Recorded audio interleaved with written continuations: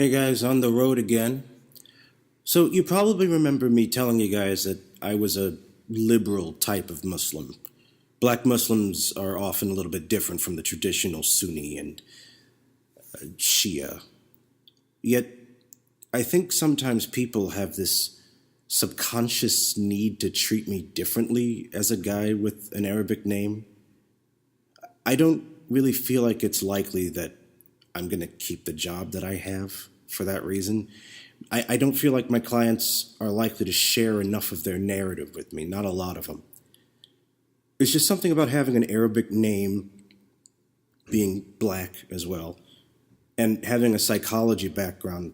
Something about all that makes them, I think, a little worried about sharing too much information with me, or maybe they might feel that they'll offend me in some way. I have a little backstory so that I don't sound paranoid.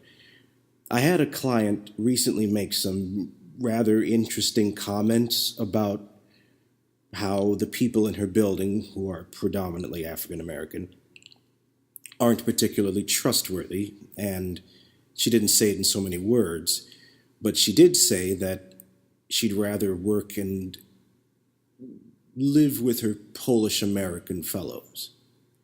I mean, could it be that the majority of the people who work around her are untrustworthy at this particular building? Maybe. I wouldn't say it's so obvious, though. Back when I worked part-time a few years ago, at my first therapist position, I had this school-based practitioner I had to work with, and she was a sub for somebody who was on maternity. And she didn't really trust me either. And I thought at first, well, maybe she just wants to make sure that her work looks good because I'm new and she's subbing for someone. But I look back now, and I wonder if this Jewish social worker and the Jewish supervisor in this predominantly Jewish neighborhood would have treated me differently if I was named, I don't know, John Johnson instead.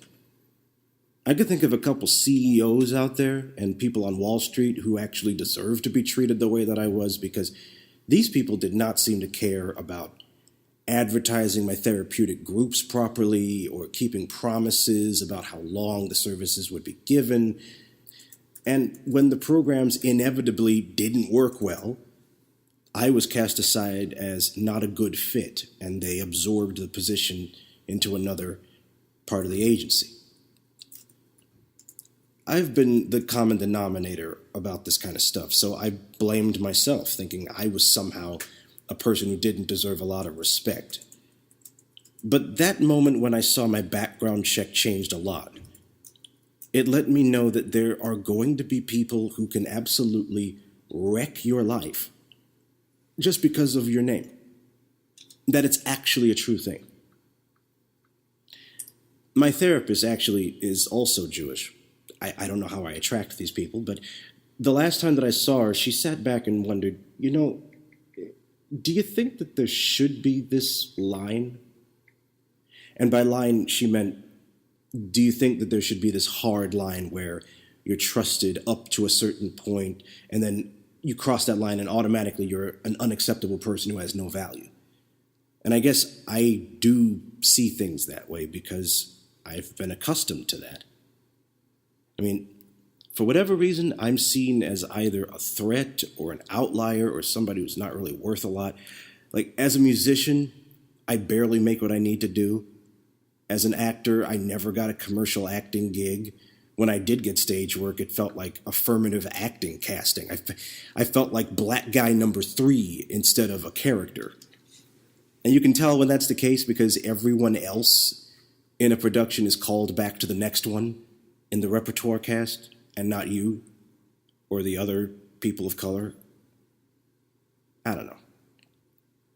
I've walked around with this stupid name and the color of my skin as this kind of double whammy, and somehow that means something to people.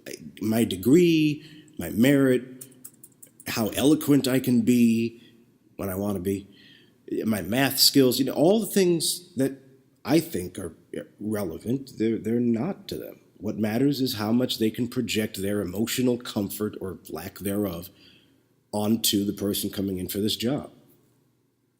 And the irony is, in this particular position, my clients are supposed to be getting rid of unhealthy biases and phobias and maladaptive behaviors. And I'm supposed to be helping them to feel less anxiety, not more.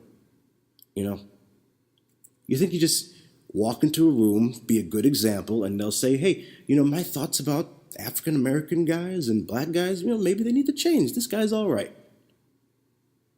Well, that can be the case, but every mistake that you make with this name, every rookie gaffe that you make with the skin color, anytime that you're even a little late, it's not endearing to them.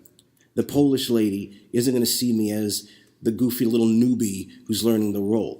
From her responses and her very terse way of speaking, trying to get the session over as quickly as she could, she lets me know I'm just like all the others if I'm running late. I'm just like all the others if my presence bothers her in some way. You have to be perfect just to walk through the door and be treated normally. And I can't even get the people I work with to do that, just to treat me like a regular person. I don't know what the future holds for me, because my quotas are coming up, and they're not great because 4 of the 16 people I've met since I've started have done everything possible to avoid talking to me.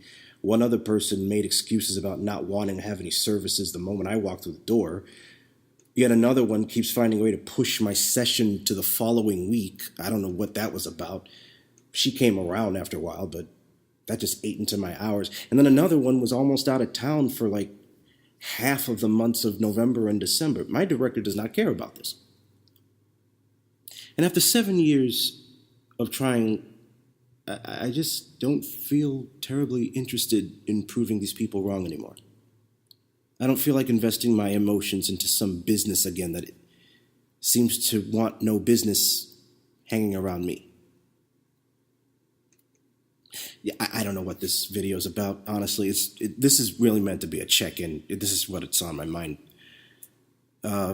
But one way or another, you'll be seeing me around soon with a regular video.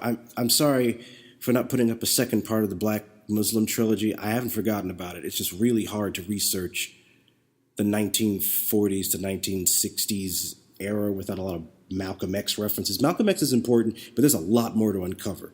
A lot. But, we'll see you on the other side of all of that.